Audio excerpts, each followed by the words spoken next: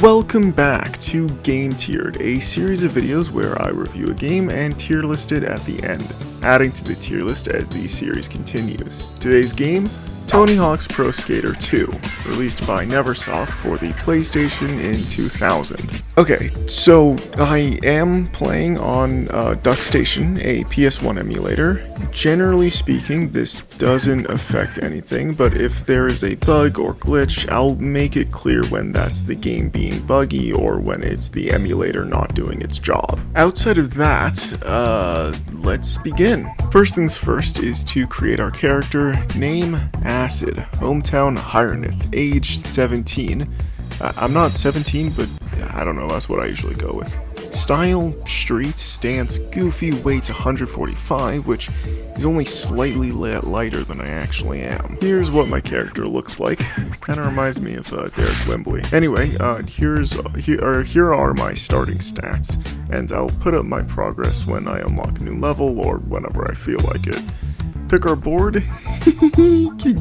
Let's start the first level, Hangar.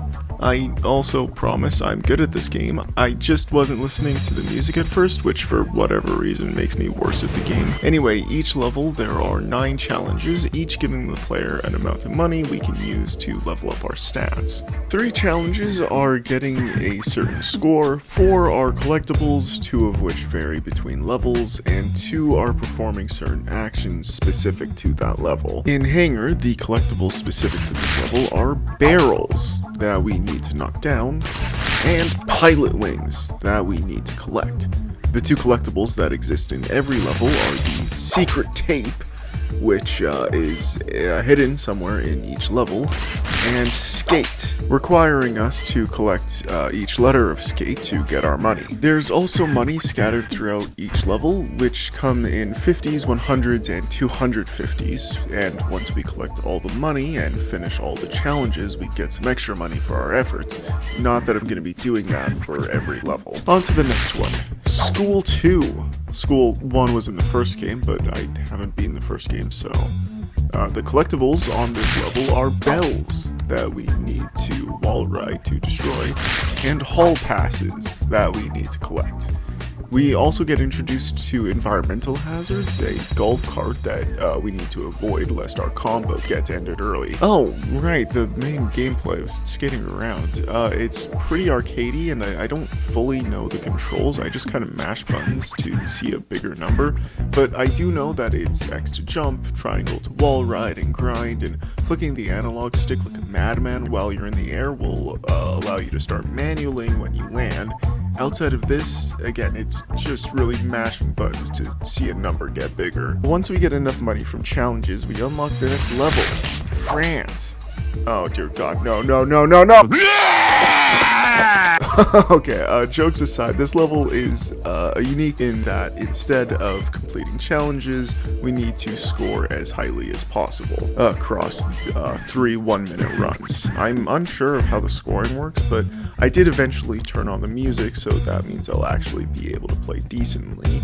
And the first run with music, I got 63,000 points and a judge score of 91.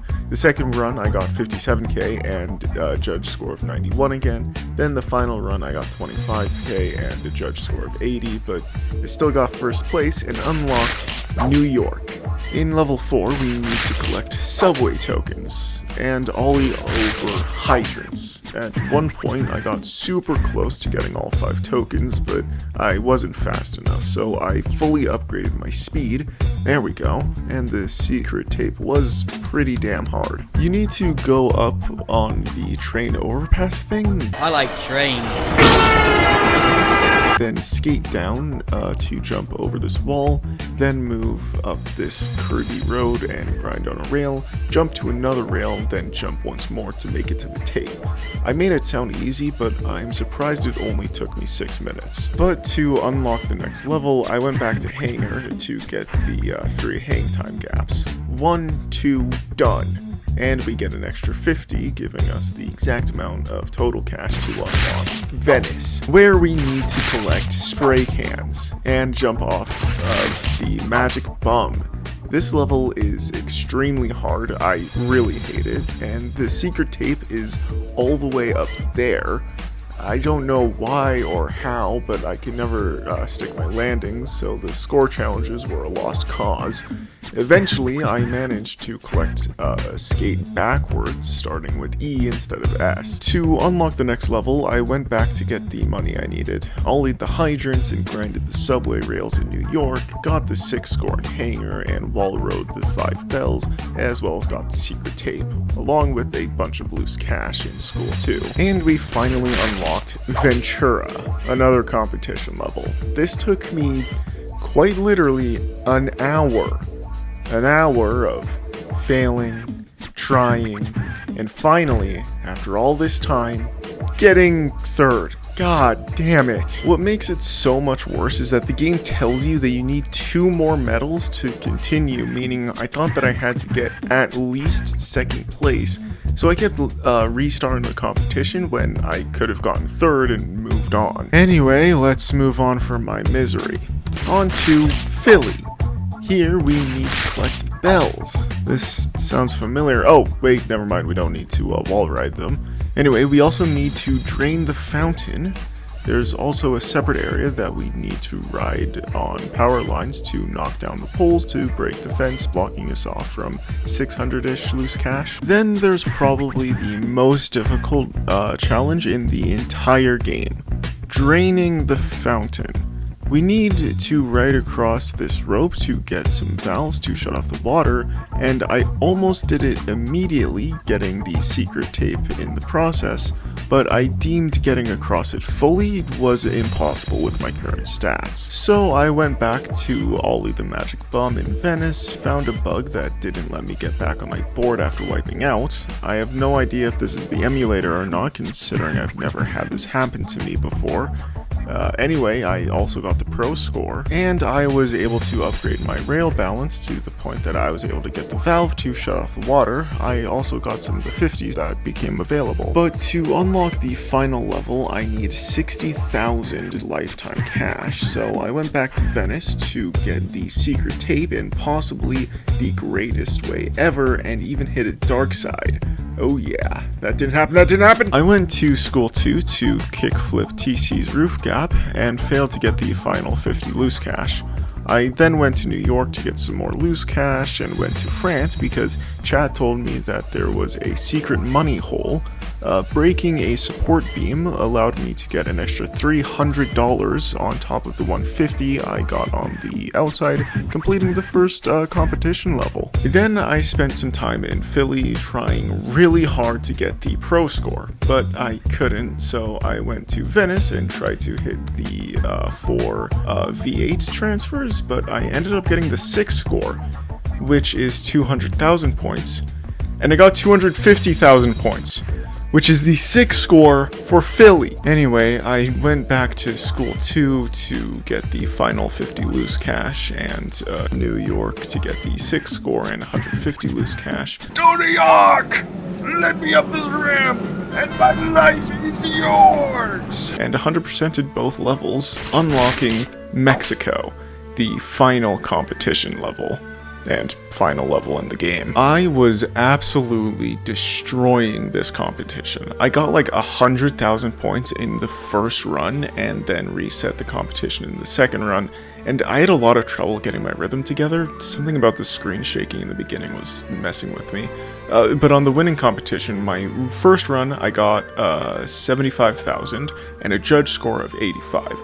The second run, I got 117,000 with a judge score of 89, and in the final run, I managed to get 80,000 with a judge score of 85, getting me second place. And for beating the game, you get a sick wipeout montage of all the skaters that are in the game. It's pretty awesome. But we're not done yet. The first thing I want to talk about is... also, I maxed out all of my stats. Sorry for not showing it through this video, but it's always a mess trying to find an accurate screen grab of it.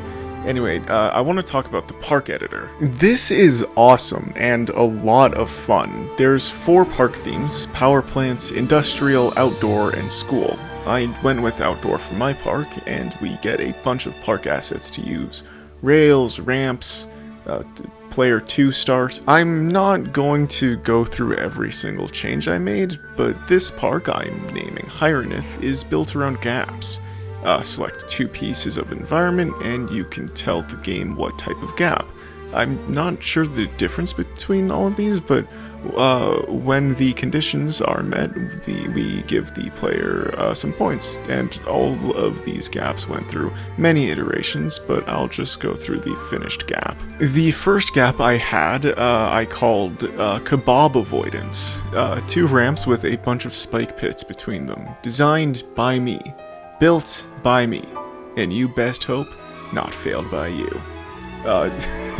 On to the next gap. It's a pool with a gap shaft sticking out of one side, and the idea is that you would have to hop over that gap with the name Kitty Got Wet, because I'm a cat and it's in a pool, so you get wet. But I had to remove it since the player seems to be glued to that path of the pool's lip, making it seemingly impossible to complete the gap as I had planned. It still kept the pool though, since they're cool, and the third gap is a little complicated, intentionally so. First I made a ramp and put a rail on the other side, then extended that rail that you had to go across to jump to another rail to complete the cat gambit. And then I added walls that go to the ceiling to ensure the player couldn't skip a section, and extended the ending ramp into Kebab Avoidance, giving some cohesion to the map. And that's about it for the park editor, as far as I'm aware. You're unable to set level goals, which sucks. It would have been nice to set at least score goals and being able to play skate and the secret tape somewhere, and being able to select certain objects to have the player perform certain tricks on it couldn't have been that hard to implement, right? Anyway, I made my map, and now it's only fair that I test it. For this, I brought a friend to play 2-player with me. Funny Elf, or Elf. I tried making them a custom character so that we wouldn't be confused on who was who, but there's no female models, so I just took my previous character and changed the shirt color. But that didn't save properly. It doesn't matter anyway, since it would have reverted the stats to their default. So that means that I'm on the left and Elf is on the right. Can we remember that? No? Go back 3 seconds and watch it again. Anyway, the first game mode is Trick Attack. With this, we played on Hyrnith, and whoever gets the most points wins. And I won. Also, the entire time of us playing, I felt like a total dick because Elf had only played maybe once before this, over a year ago. So none of this was fair, and I mentioned my feelings towards this with them, so I'll play this clip. I feel like an asshole for making someone who's only played this game once before play against someone who is beaten the game twice, you know? Yeah. The next game mode is Graffiti. With this, when we pull off a trick, we tag that piece, and the other player can take it by performing a combo or a trick with higher score, which I of course stole a piece like the thief that I am, and I won. Anyway, the next game mode is Horse. One player does a trick, and the other player needs to match its point count or beat it, and you go until someone fails, getting another letter until someone becomes a horse. And we moved on to Tag. It begins with a mini challenge, and we get 10 seconds to make one combo, and whoever gets a lower score is it.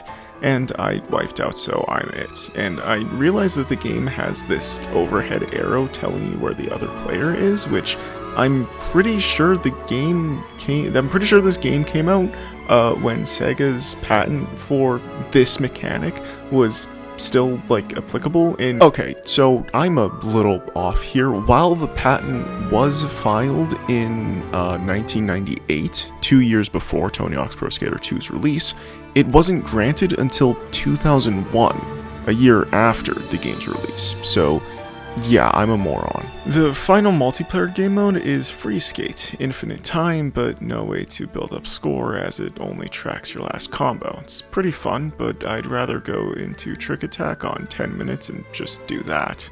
This game is pretty fun.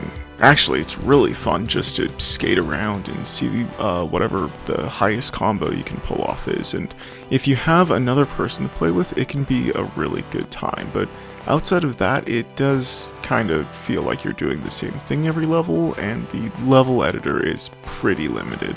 For all this, I give Tony Hawk's Pro Skater to a B tier. So, yeah, take care everyone. Tony Hawk, Hawk Tua, I ain't talking to ya.